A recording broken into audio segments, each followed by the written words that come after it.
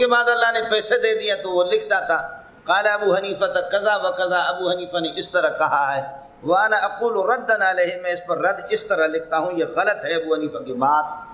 مولانا عبداللہ السلام علیکم، کیسے ہو دوستو؟ امید ہے کہ آپ سب خیر و عافیت کے ساتھ ہوں گے۔ جی دوستو، آپ ذرا دیکھیں اور سنیں، مولانا منظور مینگل صاحب کو ایک بہت بڑے اہل حدیث عالم امام ابو حنیفہ رحمۃ اللہ علیہ کے خلاف کتاب لکھ رہا تھا کہ امام ابو حنیفہ نے یہ غلطی کی ہے، یہ غلطی کی ہے۔ آپ ذرا دیکھیں اور سنیں مولانا منظور مینگل صاحب کو۔ منزل علی رسول علیہ الصلوۃ والسلام المکتوب فی المصاحف المنقول عنہ نقلا متواترا بلا شبہۃ، تواتر کے ساتھ۔ آپ ناراض نہ ہو، یہ جو کلمہ طیبہ ہے لا الہ الا اللہ محمد رسول اللہ، یہ کلمہ بھی کسی حدیث میں بھی نہیں ہے، یہ تواتر و طبقہ ہے۔ اس لیے آپ نے سنا ہوگا کہ ایک جماعت ہے ہمارے ہاں اہل حدیث کے دو اصول، اطیع اللہ و اطیع الرسول، بولو۔ اہل حدیث کے دو اصول، اطیع اللہ معنی قرآن و اطیع الرسول معنی حدیث۔ اب بخاری، ترمذی، نسائی، ابو داؤد، ابن ماجہ 360 تک حدیث کی کتابیں ہیں، بڑی چھوٹی مصنفات ہیں دیگر، کسی بھی حدیث میں نہیں ہے لا الہ الا اللہ محمد رسول اللہ۔ یہ تواتر و طبقہ ہے، جیسے قرآن پاک تواتر و طبقہ کے ساتھ۔ یہ چیز بتانے کی نہیں تھی لیکن میرے منہ سے نکل گیا تو کیا کروں، کہیں نہیں ہے، سمجھے؟ بخاری اور قرآن تو ان سے کہو کہ بخاری اور قرآن میں کہیں دکھاؤ لا الہ الا اللہ محمد رسول اللہ۔ لا الہ الا اللہ سورہ محمد میں ہے، محمد رسول اللہ سورہ فتح میں، دونوں کو ملا کر کے یہ تو ملایا جاتا ہے۔ وہ کون سی حدیث آپ کو بتا رہے کہ دونوں کو ملا؟ من کان آخر کلامہ لا الہ الا اللہ، تو اسے توحید ہی مراد ہے۔ اب ہم کہتے ہیں لا الہ الا اللہ جز ہے، یہ علم ہے، یہ تو ڈھکوسلے ہے نا، صراحتاً بتاؤ لا الہ الا اللہ محمد رسول اللہ، یہ کہیں بھی نہیں ہے۔ اس لیے ہمارے ایک دوست ہے پشاور میں، اس کی ایک کتاب ہے 8 جلدوں میں، 8 جلدیں میرے پاس ہے اور بھی شاید چھپی ہوئی ہوں، الدین الخالص، جو فتاوی کے نام سے ہے، مولانا امین اللہ پشاوری صاحب حضرت نے لکھ دیا ہے اہل حدیث ہے۔ اہل حدیث تو کہنا ناجائز ہے، غیر مقلد، سمجھے؟ یہ فرق میں آپ سے انشاءاللہ عرض کروں گا۔ اہل حدیث نہیں ہے، غیر مقلد، اہل حدیث ہم ہیں، سمجھے؟ اہل حدیث تو سلیم اللہ خان ہے، اہل حدیث عبداللہ درخواستی ہے، اہل حدیث جو ہے امام اہل سنت مولانا سرفراز خان رحمۃ اللہ، اہل حدیث تو انور شاہ کشمیری ہے۔ یہ غیر مقلد ہے، یعنی غیر مجلد، ننگے ہیں، ان کی جلد نہیں ہے، کپڑے نہیں ہیں، کچھ بلا پڑا۔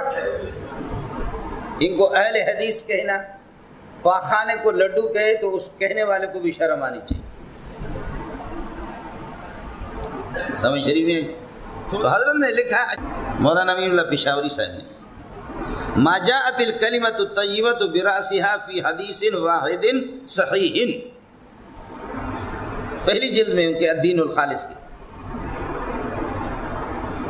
ایک الدین الخالص حضرت اقدس علامہ نواب صدیق حسن خان الکنوجی کی ہے، صدیق حسن خان الکنوجی، کنوجی نے، کنوجی بھی نہیں، کنوج ہے، سنور کے وزن پر۔ یہ بھی اہل حدیث ان کا بڑا تھا، یہ اہل حدیث تھا، یہ غیر مقلد نہیں تھا، نواب بھی نہیں تھا، خان بھی نہیں تھا، نواب صدیق حسن خان الکنوجی، یہ صرف صدیق حسن تھا، نواب بھی بن گیا فوٹو اسٹیٹ ہو کر اور خان بھی بن گیا فوٹو اسٹیٹ ہو کر، یعنی سر اور دم دونوں جو ہے نا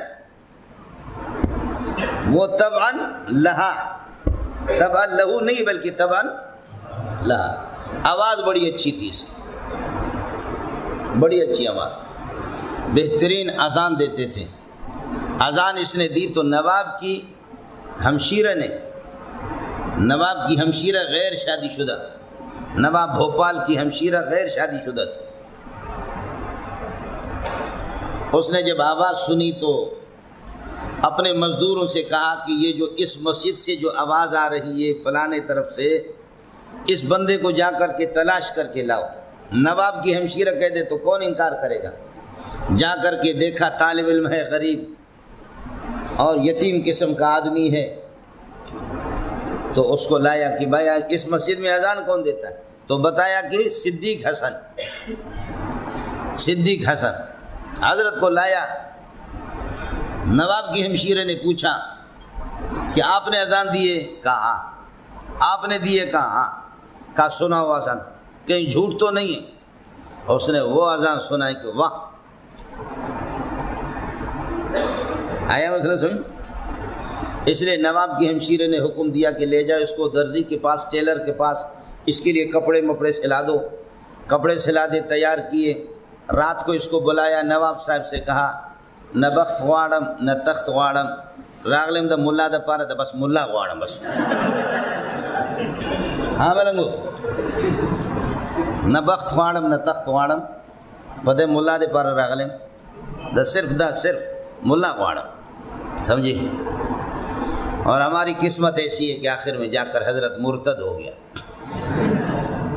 سنا آپ نے؟ نہیں سنا، ہندو بن گیا۔ کہا اسلام میں کوئی مزہ نہیں۔ اڑا کچھ بلا بڑا تو شادی ہو گئی نواب کی ہمشیرہ سے، اس کے پاس کتنے پیسے آ گئے، اتنا پیسہ آ گیا بیوی کی وجہ سے، تو یہ نواب بن گیا تبع لہا، اور خان بھی بن گیا تبع لہا، اس کا تابع بن کر۔ اس لیے ذہین آدمی تھا، قابل آدمی تھا، اس کی قابلیت کا انکار بھی نہیں ہے۔ عربی بڑی اچھی اس کی، تفسیر اس کی فتح البیان آپ پڑھیں گے، بہترین تفسیر، الفاظ کی بحث کی ہے، اور خاص طور پر الفاظ پر جو بحث کی ہے بہت اچھی بحث کی ہے۔ بخاری کی اس کی شرح ہے، عون الباری، بہت سی کتابیں حضرت کی، الحتہ فی ذکر صحاح ستہ جو آپ کے اس میں صحاح ستہ کے ابتدا میں مقدمے میں لگا ہوا ہوتا ہے، یہ انہی کی ہے، حضرت کے نواب صدیق حسن۔ اور اس کے بعد اللہ نے پیسے دے دیا تو وہ لکھتا تھا، قال ابو حنیفہ قضا و قضا، ابو حنیفہ نے اس طرح کہا ہے، وانا اقول ردا علیہ، میں اس پر رد اس طرح لکھتا ہوں، یہ غلط ہے ابو حنیفہ کی بات۔ مولانا عبداللہ لکھنوی رحمۃ اللہ علیہ کو جب پتہ چل گیا کہ اس طرح ابو حنیفہ پر رد لکھ رہا ہے، تو حضرت نے لکھا قال صاحب العروج بالفروج ہاکذا وانا اقول ہاکذا۔ سمجھ میں نہیں ہے؟ قال صاحب العروج بالفروج، ترجمے کی ضرورت تو نہیں ہے نا۔ قال صاحب العروج بالفروج ہاکذا وانا اقول ردا علیہ ہاکذا، میں اس کے جواب الجواب اس طرح دے رہا ہوں کہ یہ نہ نواب ہے نہ خان ہے، بلکہ شوپڑ خان ہے۔ کچھ بڑا بڑھ گیا جی۔ تو ان حضرات نے خود تسلیم کیا ہے کہ کلمہ نہیں ہے، تو یہ بخاری میں بھی نہیں ہے، اور اللہ آپ کا بھلا کرے صحاح ستہ میں بھی نہیں ہے، کہیں بھی نہیں ہے، تو معلوم یہ ہوتا ہے کہ ان حضرات کا کلمہ کوئی اور ہے، تلاش کرے۔ اس لیے اس کا جواب کہیں بھی نہیں ہے سوائے اس کے کہ قرآن پاک بھی تواتر و توقع کے ساتھ مروی ہے، اور کلمہ پاک لا الہ الا اللہ محمد رسول اللہ یہ بھی تواتر طبقہ کے طور پر مروی ہے۔ یہ بہت بڑی دلیل ہے، اور یہ تقسیم علامہ انور شاہ کشمیری کی ہے، تواتر الاسناد اور تواتر الاسناد، تواتر الطبقہ، تواتر التوارث والتعامل، تواتر القدر المشترک۔ علامہ شاطبی رحمۃ اللہ علیہ الموافقات میں ان میں اضافہ بھی کرتے ہیں، لیکن وہ ہم اپنے سال کے دوران ساتھیوں کو بتاتے کبھی کبھار، یہاں بتانے کی چیز نہیں، عام طور پر یہی چار چیزیں، تواتر الاسناد، تواتر الطبقہ اور تواتر التوارث والتعامل، تواتر القدر المشترک۔ اس کو پھر اہل حدیثوں نے بڑے پیمانے پر لے لیا انہوں نے۔ علامہ شبیر احمد عثمانی رحمۃ اللہ علیہ فرماتے ہیں، محدثین میں نے اس ترتیب پر یہ چیز کبھی بھی نہیں دیکھی۔ محدثین کی ایک بڑی جماعت ہے، اللہ پاک غری کے رحمت کر دے، بہت بڑی جماعت ہے، لیکن محدثین میں اور اصولیین میں، اصول فقہا والے بھی، کسی نے یہ ترتیب نہیں۔ سب سے پہلے یہ ترتیب علامہ انور شاہ کشمیری نے دی، سب کو علماء دیوبند زندہ باد۔ اس لیے مشکات کی ایک شرح ہے مرآت المفاتی، خیال کرنا ایک ہے مرآت المفاتی الف کے ساتھ، اور ایک ہے مرآت المفاتی عین کے ساتھ کہہ رہا، سمجھیے؟ مرآت المفاتی 10 جلدوں میں مولانا عبید اللہ رحمانی سلفی کی ہے، اہل حدیث کی، سمجھے؟ تو اس نے بھی جب اصول حدیث پر بحث کی ہے اور ابتدا میں کچھ اصطلاحات کا تذکرہ اس کے مقدمے میں کیا ہے، تو فرماتا ہے کہ ھذا وقد قسم بعضهم المتواتر الى 4 اقسام۔ کیا کہتا ہے؟ وقد قسم بعضهم المتواتر الى 4 اقسام۔ بعض لوگوں نے متواتر کو 4 قسمیں بیان کیے، پھر اس طرح انہوں نے نقل کیا۔ وہ بعض کون ہے؟ وہ اتنا انتہا ناپسندیدہ ہے کہ اس کا نام نہیں لے رہا ہے۔ اب ایک بعض چھوٹے چھوٹے سانپ ہوتے تو آدمی مقد کے نیچے ان کو چھپائے، لیکن بعض بڑے بڑے اژدہا ہوتے ان کو کون چھپا سکتا ہے؟ بھائی اتنا بڑا اژدہا ادھر سے ادھر تک، اس کو کوئی مقد کے نیچے چھپائے گا؟ تو انور شاہ کشمیری ایک بہت بڑا اژدہا ہے، اس کو چھپایا نہیں جا سکتا۔ تو یہ بعض سے مراد اللہ انور شاہ کشمیری ہے، لیکن دشمنی اتنی ہے کہ شاہ صاحب کا نام انہوں نے نہیں لیا۔ وقد قسم بعضهم المتواتر الى 4 اقسام۔ کچھ بنا پڑا؟